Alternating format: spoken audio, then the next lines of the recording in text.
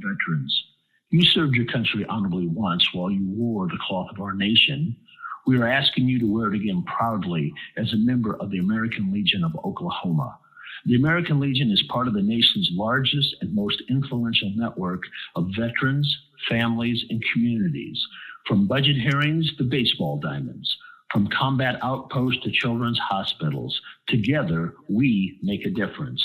The American Legion provides life-changing assistance and guidance for veterans, military personnel, their families, and communities in thousands of ways each and every day around the world. Help comes in the form of personal assistance, cash grants, donated goods, disaster relief, labor, networking, volunteerism, and advocacy. The American Legion is for God and country, but the American Legion is also for you. Please contact a local post today. Hey, Tokelahoma, it's Tracy.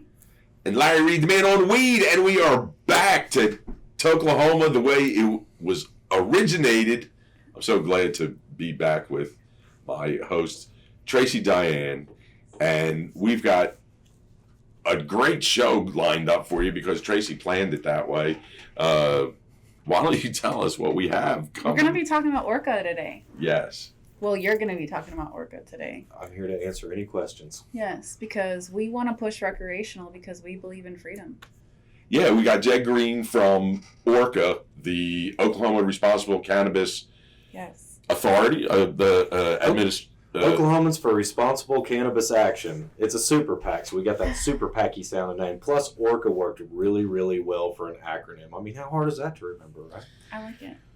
And, of course, you all know that the ORCA is really the killer whale, and killer whales look awesome in tanks. We're going to put that down there, that meme that we saw about today. And so really what we're going with here is the same idea as 788 originally was a citizen initiative that's going to take place, and you can find all that information as we're talking about it.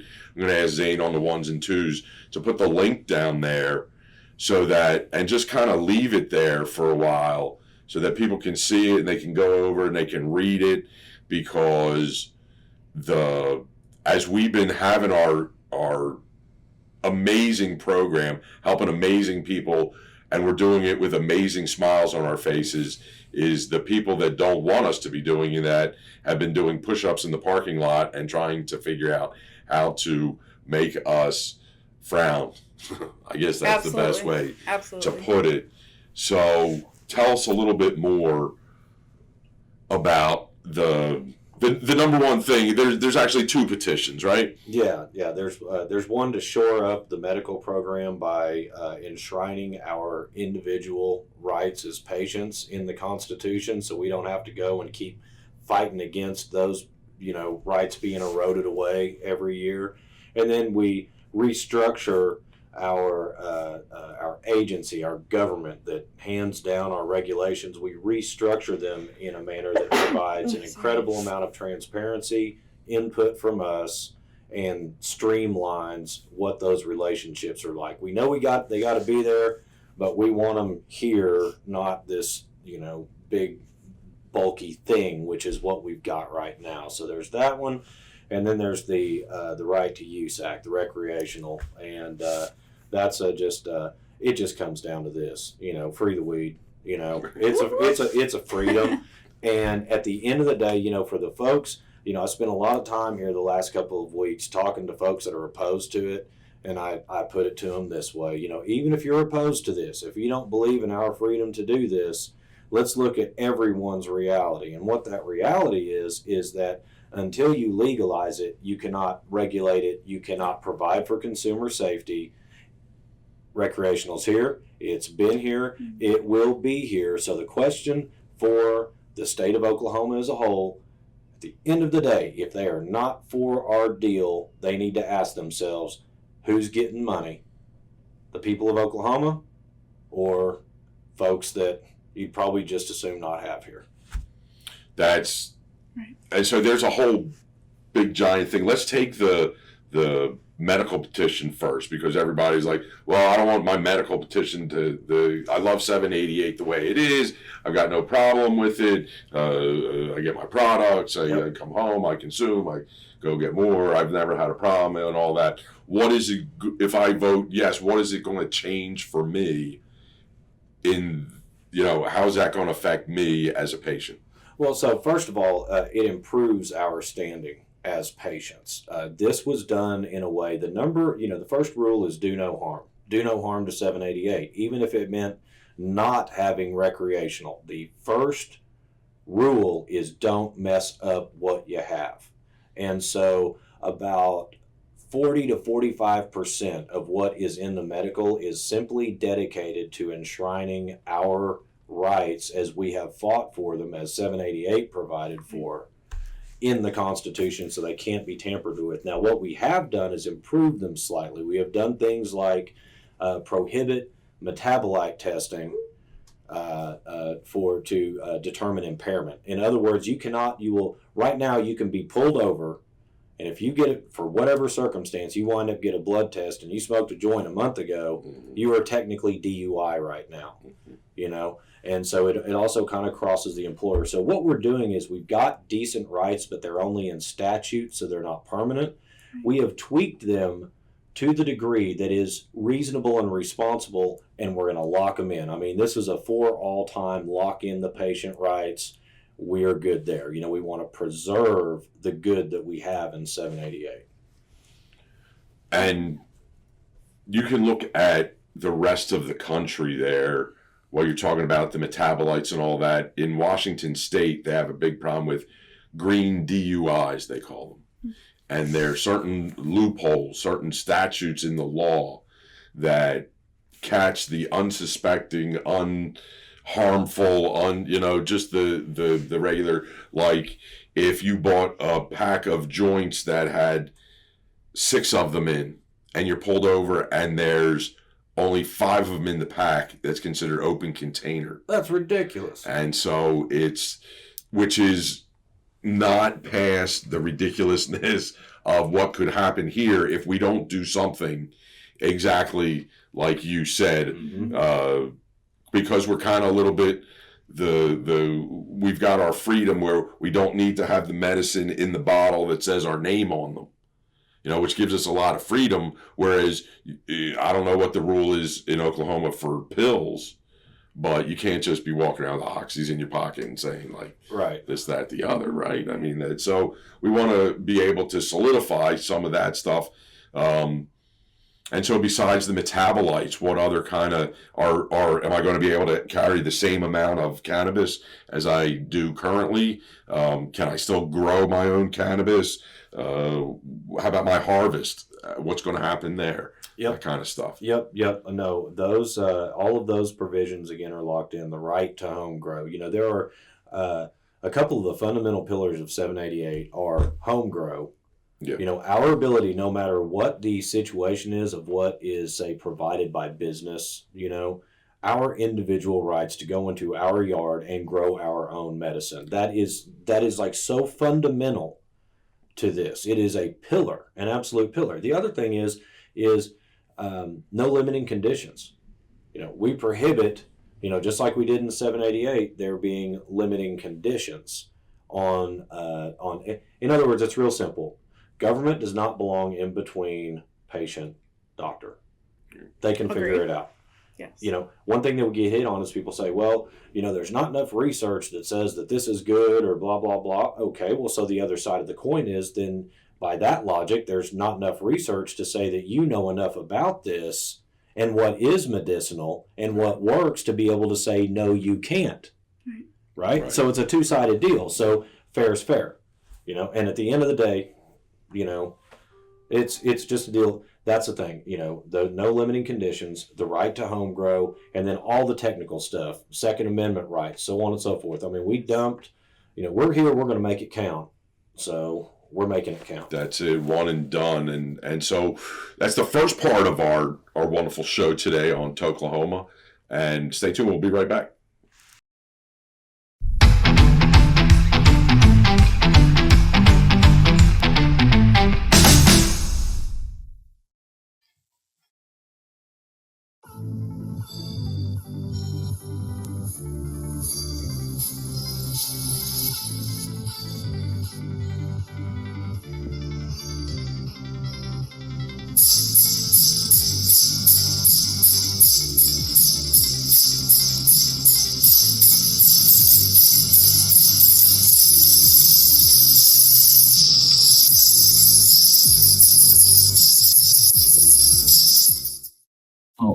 veterans. You served your country honorably once while you wore the cloth of our nation. We are asking you to wear it again proudly as a member of the American Legion of Oklahoma.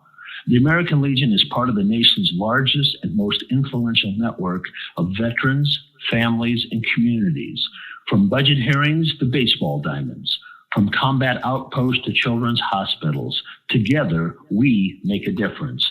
The American Legion provides life-changing assistance and guidance for veterans, military personnel, their families, and communities in thousands of ways each and every day around the world.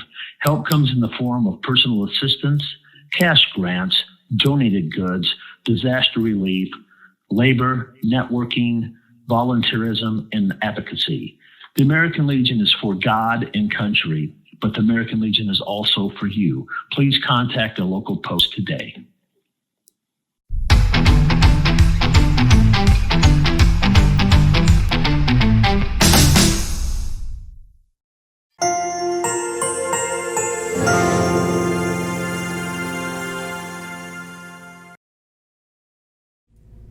Larry Reed, the man on weed, and we are back with Tokelahoma. What up? All right, so I want to talk more about recreational because that's kind of what I want to push forward, because I'm the type of person, I've been saying free the weed my whole life, right? Because I have seen what it's helped people do. And so the fact that we have to, as citizens, tell the state what we want is important, because they don't know what we want. We have to tell them. We can't rely on them. So I appreciate you for stepping up and doing this for us, for sure. Sure. No, it's just I mean, at the end of the day, it's a common sense thing. You know, it's just pure common sense. You know, if one thing that's real is that recreational use has been here, it is here, and it's going to be here. Right. And so the fact that and something else that we were talking about earlier was what's going on with the derivatives that are coming out of industrial hemp. Here's the bottom line. We currently have legal quote-unquote weed in America. Mm-hmm. But it exists in this gray area. Yeah. And it's all screwed up. And so while we've made progress, we need to just, we need to get this done. Our right to use needs to just be explicit. We don't need all of this uncertainty and what's going on in quasi-gray areas. We just need to get out into the green area where it's just, Agreed. There's what it is, done and done. No, absolutely, because, 21, right? Mm-hmm. And, okay, so my thing is, if you can drink a beer, go get whatever, you should be able to go get a joint, because it's safer. I agree with you. I think if you sign up, I'm not a veteran, but I was going to say, if you sign up to defend the country, I agree. 18 everything. 18 everything, but we're not there yet. Right. But I do think 21 is a good age to start, just because it is a huge culture change that we're doing, and we're breaking the stigma, and we're pushing it.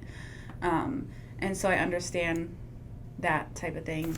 And how can we get a hold of you so that people can volunteer for this? Because we're going to need volunteers, right? Yeah, so it's real simple. ORCAOK.com, ORCAOK.com, and if you shoot an email over there, sign up to volunteer there. That helps us kind of keep it organized. Okay. We actually will. It appears that we're going to be collecting signatures by Thanksgiving. Awesome. And so we may stagger out the petitions a little from each other. We're still getting all that sorted out with the state right now. But right now, the challenges that were filed against us went down in flames. Awesome. And so we are going to, all of a sudden, guys, it's game on. Let me just be abundantly clear. It is on right now. Okay. I am running 1,000,000 miles an hour, locking in the professional organization of making sure that we've got everything all tracked the way we're doing it, getting everything set up to print. We've got some processes there. But for all intents and purposes, anyone that is serious about this now, it's time to step up, and it's time to step up immediately. It doesn't matter how you're gonna help, be it talk good about the situation, just sign the petitions. If you want to, if you're a dispensary owner, or you're just someone else, a broker or someone that wants to help, move these petitions around, it's just a logistical deal.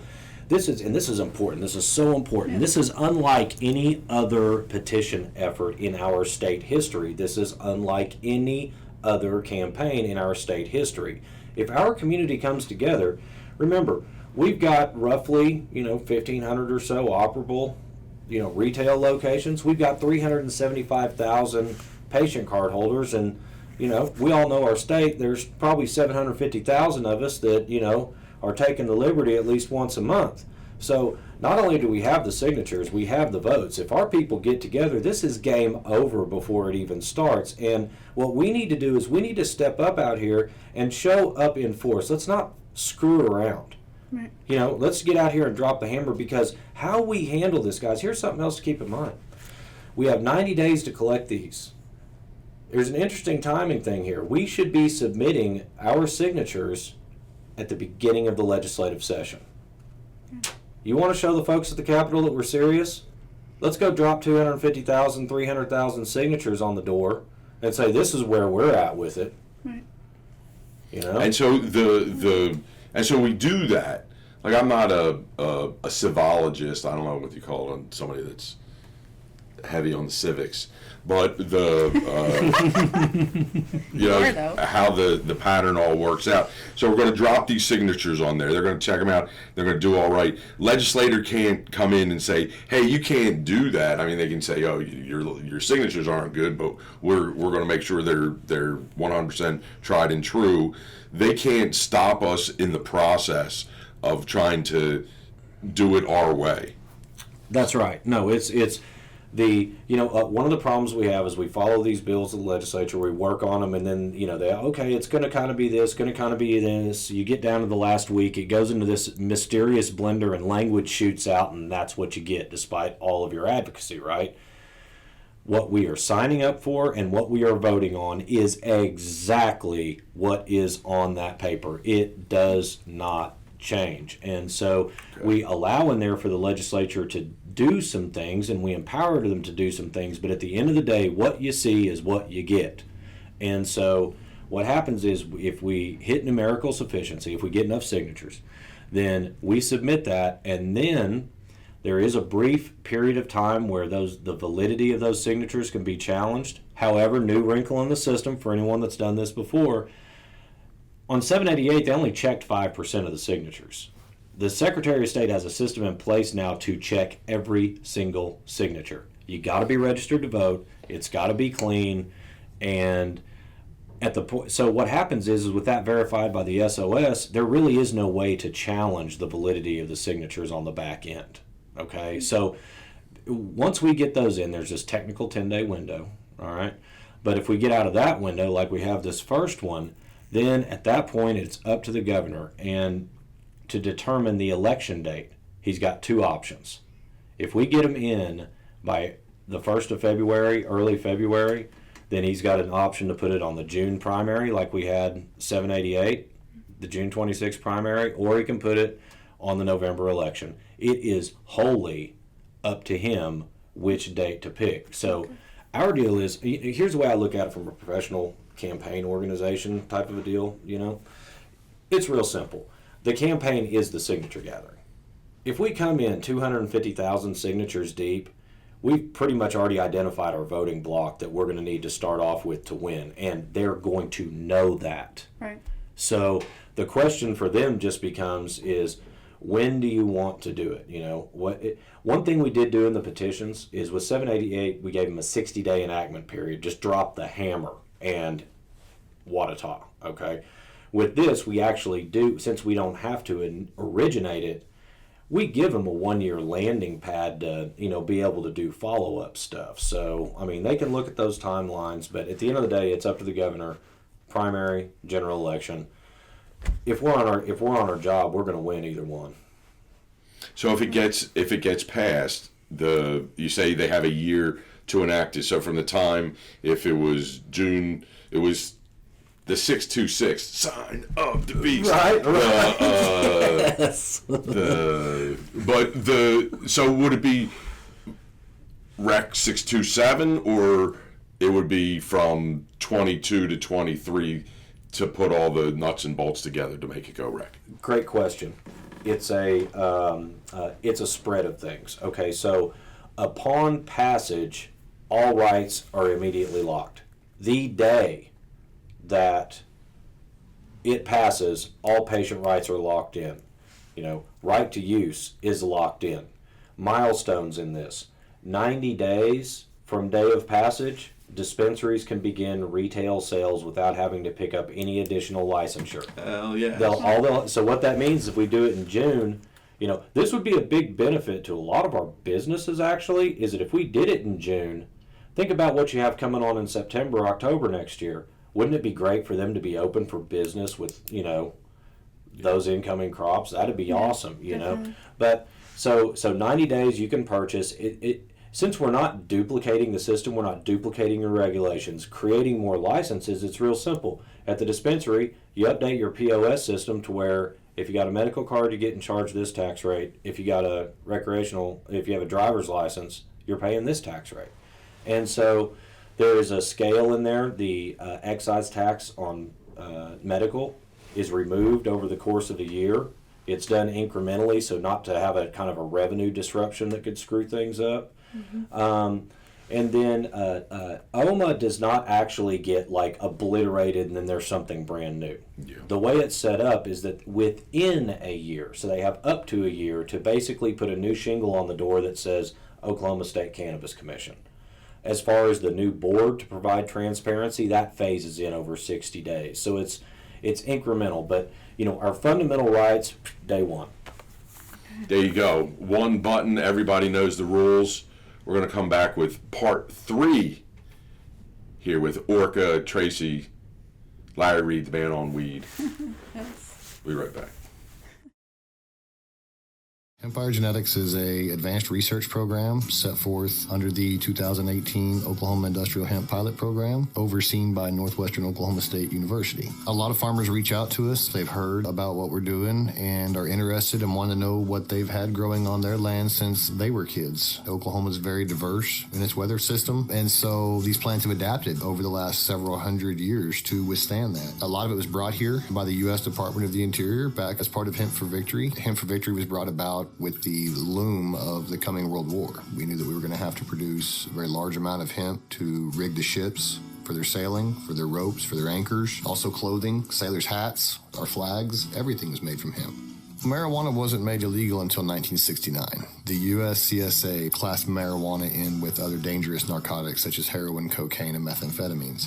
The campaign to slander cannabis began back in the 20s, mainly with William Randolph Hearst and the paper mills. Then that transgressed into big oil later in the 30s and 40s, really gained steam. By late 1937, the Congress passed the Marijuana Tax Act, which grouped industrial hemp in with marijuana. After that, they gave the differentiated names, hemp, marijuana. While farmers were still allowed to grow, taxes were raised so heavily that it made it difficult, especially for lower income farmers. In 1940, when Hemp for Victory came to Oklahoma, they actually used Oklahoma as a test plot. Several genetics were shipped in from all around the world to see what would grow best on American soil, since Oklahoma has such a diverse climate. And it's very hard to find a lot of documentation on that. We know there was a lot of places, obviously, that were involved, or we wouldn't be finding cannabis in every county in Oklahoma. Hempire Genetics, sowing the seeds of the past to grow a better future for everyone. Visit us at HempireGenetics.com or on our social media pages at Hempire Genetics.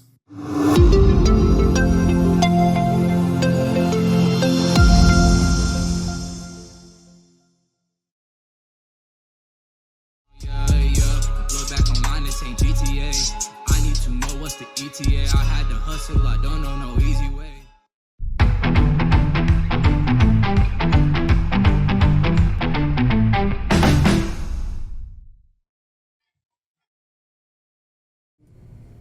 Hey, Tokelahoma, it's Tracy, and we are back.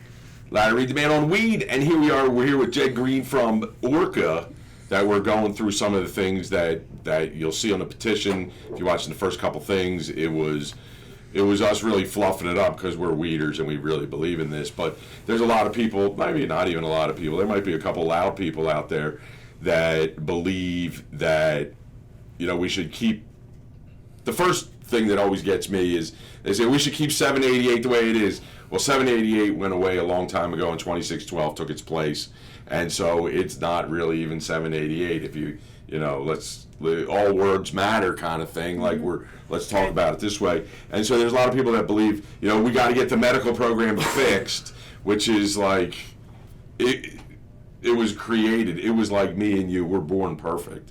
You know what I mean? So to improve on it here and there is kind of, it just detracts from it and has detracted from it ever since.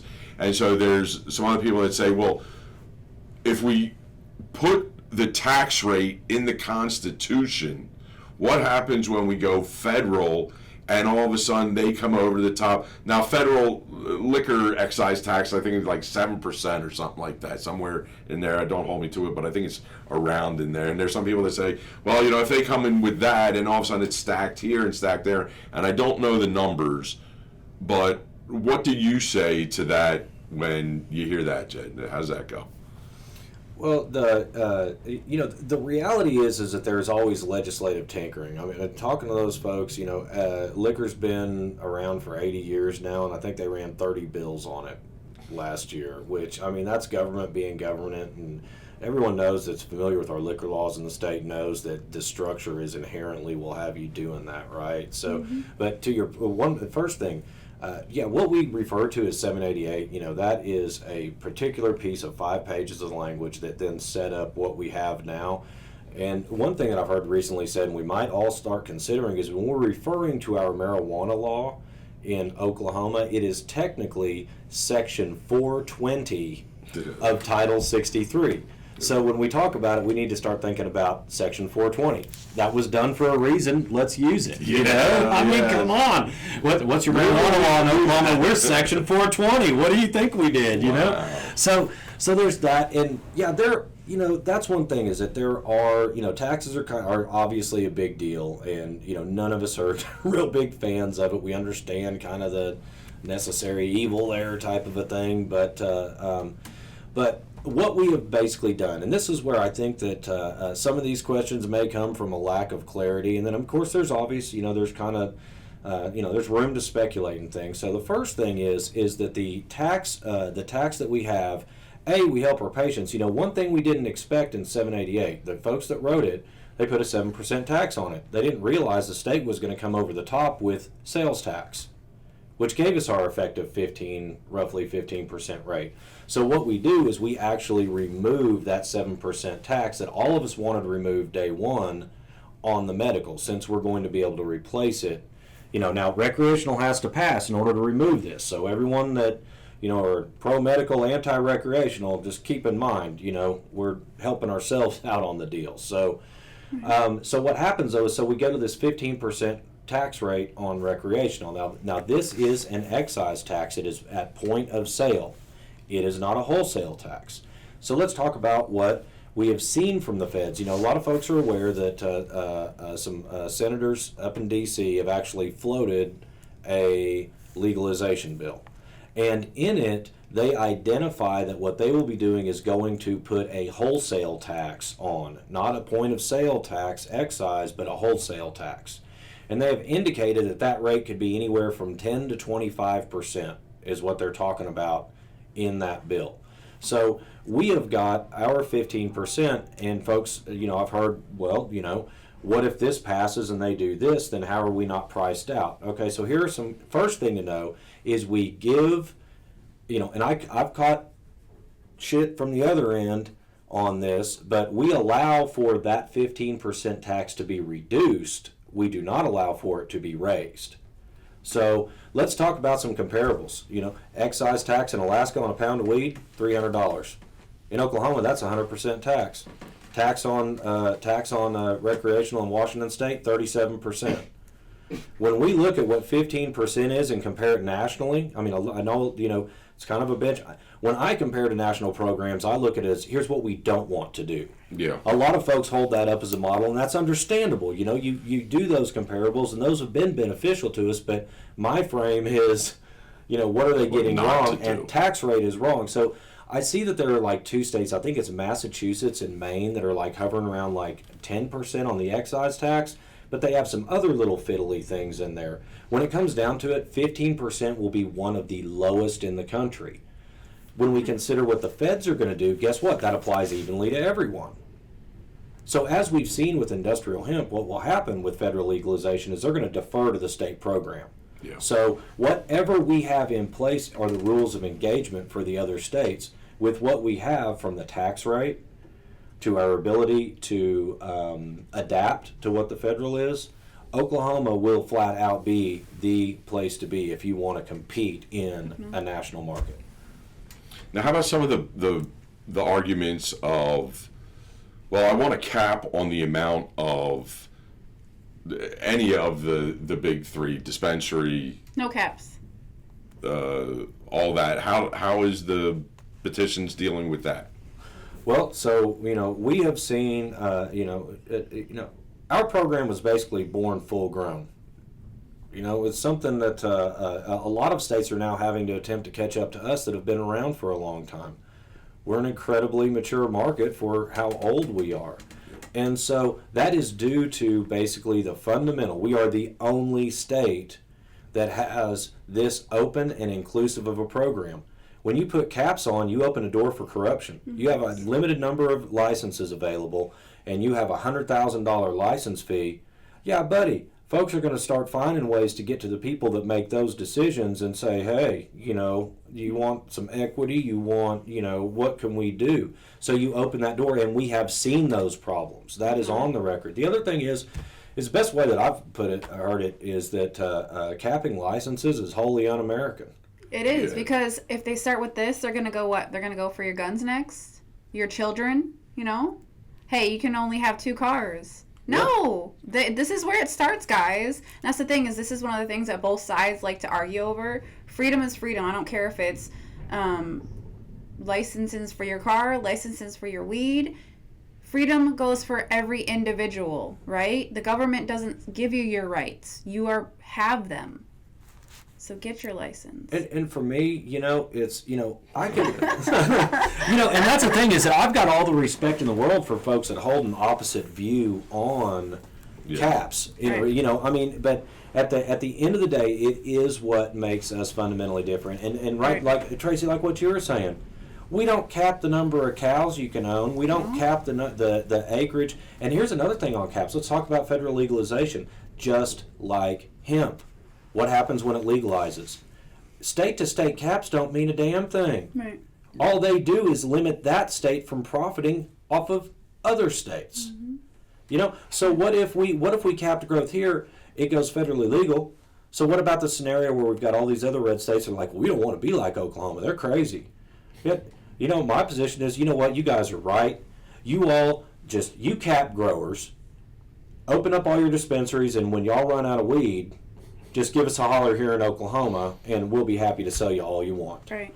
So it's like there is no way to, like capping is, it's just it's unrealistic. It doesn't work. It doesn't work. Grow good weed, and you won't have a problem. Yeah, no, that's Right? true. Yeah, it would be like me and just grow an entire field full of shitty weed, and it's not a problem. Hey, because I'm running all of mine directly into and they're like, well, that's not medical. Well, for anyone that says that about scaled commodity grows, here's the thing: that's all going into extraction. It is going to be turned into potentially pure THC powder. That's probably the most medical we get into plant medicine, all the cannabinoids and, entourage effect. But if you want to say, this is medical, this isn't medical, based on the quality, the visual quality of a variety of flower, there's a lot that's being missed. That's a big topic I think is going to come that I haven't seen our community really get into. Define medical marijuana. I would start the conversation by simply saying the difference between medical and recreational is simple. It's intent of use. What are you going to use it for? Outside of that, to say that this, because if someone says, well, this smokable flower that's super awesome, and yeah, it is, that's medical. Well, we'll have other people that'll say, well, smoking anything is not medical because smoking is bad for your health. So they can butt heads on that. Again, it's an intent of use thing. So anyway, Or the direct opposite of what you exactly said. You find a room full of 10 people, you find 5 and 5 on either side, saying that, it should be because then all of a sudden, and this is why we need these petitions to go through, because just here in these conversations, we could develop things like all of a sudden talking about what's medicinal THC percentage versus what's recreational THC percentage, and then they could come in and try to say, well, you can't have any flower that's over 10% in the recreational department because y'all just get crazy out there and smile a whole lot and things like that, and you have to be a medical patient to get that stuff, and those rules exist in other states. Right. Mm-hmm. They have THC limits in other states, and the 5 milligram gummies being the largest amount you can have in a gummy. So if you take 100 milligrams gummy a day, you're going to need to eat 20 of these in those marketplaces. So support ORCA. Get out there. Again, ORCAOKC.com. Check them out all the time. Follow it. Read the petition.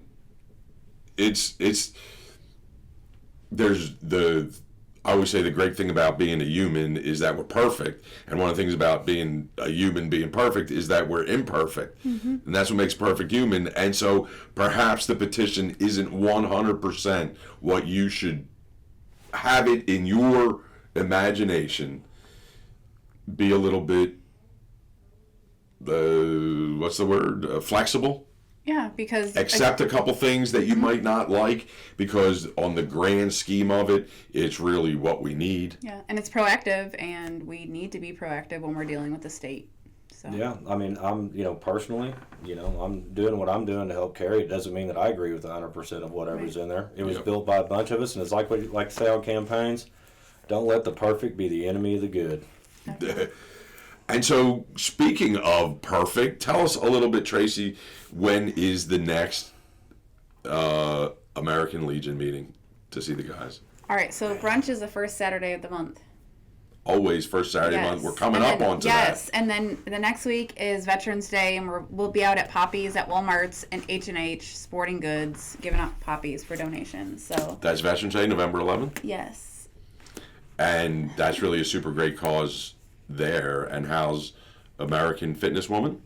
Good. I also for People for Liberty, I get to interview someone on Veterans Day for Joe Georgeson, a veteran who lost 3 limbs in Afghanistan. So, and he uses cannabis for medical. I bet he uses a buckload of it. He does, and he doesn't use any meds, so that's huge. Yeah. And he lives here in Oklahoma? No, he lives in Florida. Oh, those meds aren't no good. We got to get him a permanent pass. I told to him. come on to even though they got a little bit better weather, maybe a little bit. Yes. Like that. He needs his own CBD THC line, is what I think. I think so too. Yeah. I think so too, and we'll work on that. And anything else? What else? No, you got I'm going good. on? That's that. Well, welcome back. I hope the hiatus has been good for you. Refreshed.